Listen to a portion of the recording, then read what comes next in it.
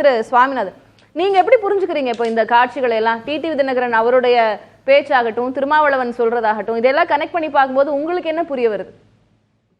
இல்ல, நிச்சயமா இன்னைக்கு அதிமுக தமிழக வெற்றி கழகத்தினுடைய வருகையை எதிர்நோக்கி இருக்காங்க. அதுலயும் தப்பு இல்ல. ஏன்னா இன்னைக்கு ஒரு அரசியல் கட்சியா திமுகவுக்கு எதிராக இருக்கக்கூடிய ஓட்டுகள் சிதறிடக்கூடாது அப்படிங்கக்கூடிய ஒரு அக்கறையாவும் இதை நான் பாக்குறேன்.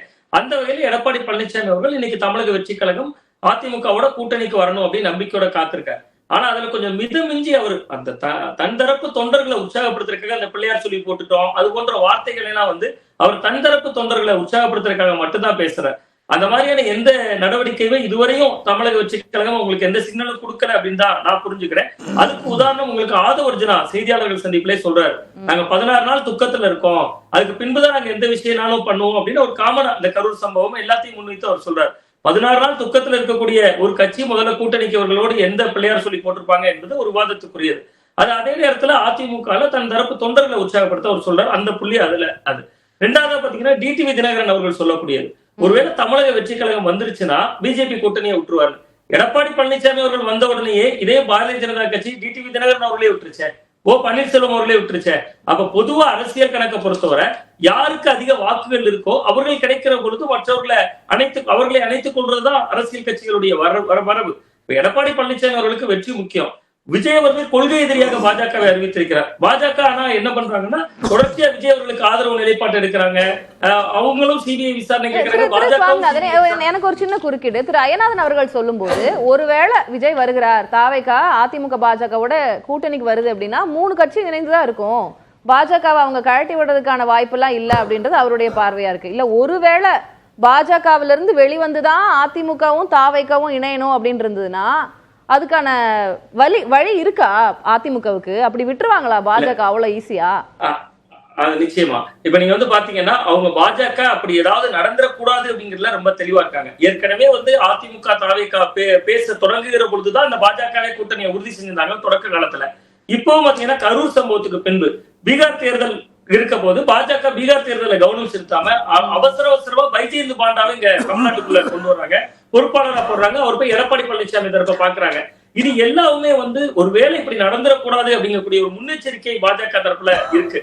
இன்னொன்று, பாஜகவுக்கு இன்னைக்கு ஒரு பொது எதிரியா திமுகவை வீழ்த்தணும். அப்ப எடப்பாடி பழனிசாமி அவர்கள் பாராளுமன்ற தேர்தல் நடந்து முடிந்த 2024 பாராளுமன்ற தேர்தல் பாஜகவுக்கு முக்கியமான தேர்தல். அந்த தேர்தலே அவர் இந்த கூட்டணியை உதறி தள்ளார் தானே. அவர் ரொம்ப எளிதாக அதை பண்ண முடிந்தது தானே. கிட்டத்தட்ட அவர்கள் 18% ஓட்ட அந்த தேர்தலில் பாஜக உருவாக்கி வைத்த ஒரு அணி காட்டுச்சு. இருந்த பிறகும் கூட எடப்பாடி பழனிசாமி அவர்கள் தனக்கு ஒரு ஆதாயம் என்று வருகிற பொழுது அந்த முடிவு எடுக்கிறார் தானே. அவர் சட்டமன்ற தேர்தல் அவர்களுக்கு மிக மிக முக்கியமானது.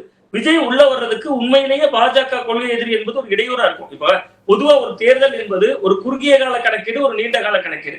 இப்ப எடப்பாடி பழனிசாமி அவர்களுடைய தரப்பு ஒரு குறுகிய கால கணக்கீடு தான் வச்சுறாங்க. ஆட்சிக்கு வரணும் அதிமுக, இன்னும் 6 மாதங்கள்ல தேர்தல் வருது. பொன்வெல்சன் சார் குறிப்பிட்டதை போல 31 ஆண்டுகள் ஒரு கட்சி, அந்த கட்சிக்கு வெற்றி முக்கியம், இதெல்லாம் பாக்குறாங்க. ஆனா விஜய் அவர்களுக்கு அப்படி இல்ல. அவர் திரைத்துறையில உச்சத்தை விட்டு முதலிடத்துல இருந்து வர்றாரு. அவர் ஒரே நேரத்துல எடப்பாடி பழனிசாமி அவர்களையும் முதல்வரை ஏத்து கொள்கை எதிரின்னு அறிவிச்ச பாஜகவையும் ஏத்துக்கிட்டாருன்னா விஜய் கட்சி தொடங்க வேண்டிய அவசியமே இல்லையே. ஏற்கனவே அவர் கரூர் சம்பவத்துல எப்படி எந்த நம்பிக்கையில இத சாத்தியப்படுத்தணும் அப்படின்னு ஆசைப்படுறாரு எடப்பாடி பழனிசாமி அப்படின்னு நம்ம புரிஞ்சுக்கலாம். அப்படியா நமக்கு இன்னும் அதிகாரப்பூர்வமா தெரியல. ஒருவேளை அது இருக்குமா? எப்படி சாத்தியப்படுத்துவார் இபிஎஸ்? இல்ல, ஒருவேளை அப்படி இருக்குமாக இருந்தா கடைசி நேரம் வரைக்குமே அவங்க அந்த ஒரு நம்பிக்கை கூட்டணிகள் எதுவுமே உறுதியாகாத ஒரு சூழல் தான் போகும். 2024 பாராளுமன்ற தேர்தல் அப்படித்தானே நடந்துச்சு. கடைசி நேரத்துல பிரதமர் நரேந்திர மோடி அவர்களோட பக்கத்துல இருந்தார். இதுக்கு மேல என்ன வேணும்? தேசிய ஜனநாயக கூட்டணியில எவ்வளவு பெரிய அங்கம் அது. பிரதமர் நரேந்திர மோடி அவர்களோட அருகில இருக்கும் பொழுதே அவர் அந்த கூட்டணியை உதறிட்டு ஒரு பிரதமர் வேட்பாளரே இல்லாம தேர்தலை சந்திச்சாங்களா? அது என்ன தைரியம் அது அதிமுகவுக்கு? அப்ப அதை விட அதிகமா நீங்க அமலாக்கத்துறை இருக்கலாம், சிபிஐ இருக்கலாம், எத்தனையோ பாதுகாப்பு வளையங்கள் அமைப்புகள் இருந்தாலும் கூட எடப்பாடி பழனிசாமி அவர்களுக்கு வெற்றி முக்கியங்கிற புள்ளியில தான் அவர் களமாடிட்டு வர்றாரு. அதான் நம்ம கடந்த கால நம்ம ஒரு அரசியல்வாதியாக அவருடைய நம்ம பின்புலங்களை எடுத்து பாக்குறப்ப ஒவ்வொரு தேர்தலையும் தன்னோட வெற்றிக்காக அல்லது தன்னை நிலைநிறுத்திக்கிறதுக்காக அவர் எந்த எல்லைக்கும் போறாருங்கிறதுக்கான உதாரணம் தானே. இங்க டிடிவி தினகரன் அவர்கள் விலக்கி வைக்கப்பட்டதுல இருந்து 21 தொகுதி தென் மாவட்டங்கள்ல மட்டுமே வெற்றி தோல்வியை பறிபோகுது.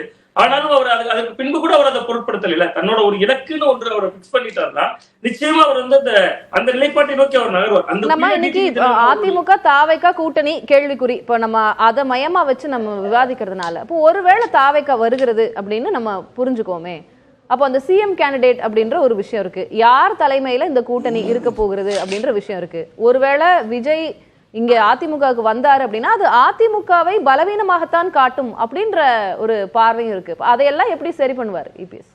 இல்ல அந்த இடம் வந்து எடப்பாடி பழனிசாமி அவர்கள் தான் முதல்வரா இருப்பார். ஏன்னா கிட்டத்தட்ட வந்து என்ன விஷயம் அப்படின்னு பாத்தீங்கன்னா, இன்னைக்கு அண்ணா திராவிட முன்னேற்ற கழகம் வலுவான ஒரு கட்டமைப்பு கொண்ட ஒரு இயக்கம்.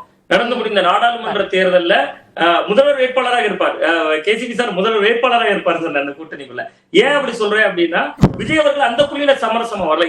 இப்ப நீங்க விஜய் அவர்களுக்கு கரூர் சம்பவத்துக்கு முன்பு அப்படி ஒரு கேள்வியே இல்லாது. ஏன்னா விஜய் அவர்களை மாற்று சக்தியாக பார்த்த ஒரு பெரிய கூட்டம் இருக்கு. விஜய் அவர்களை மாற்று சக்தி அப்படிங்கக்கூடிய ஒரு பார்வையிலையும் பார்த்தாங்க. ஆனா நீங்க மாற்று சக்தியா பாக்குறாங்களா? வரக்கூடிய சட்டமன்ற தேர்தலில் ரசிகர்கள் மட்டும்தான் ஓட்டு போடுவாங்களாங்கிற இடத்தை நோக்கி விஜய் இன்னைக்கு கீழே இறங்கி இருக்காரு. நம்ம இதுக்கு முன்னாடி பல இடங்கள்ல பேசிருக்கோம். சீமான் அவங்களுடைய ஓட்டை கூட விஜய் பாதிப்பாருன்னு பேசணும். ஆனா கரூர் சம்பவத்துல அவர் களமாடின விதத்துல சீமான் தன்னோட ஓட்டையை தக்க வச்சிருவாரோன்னு இப்ப தோன்றியது.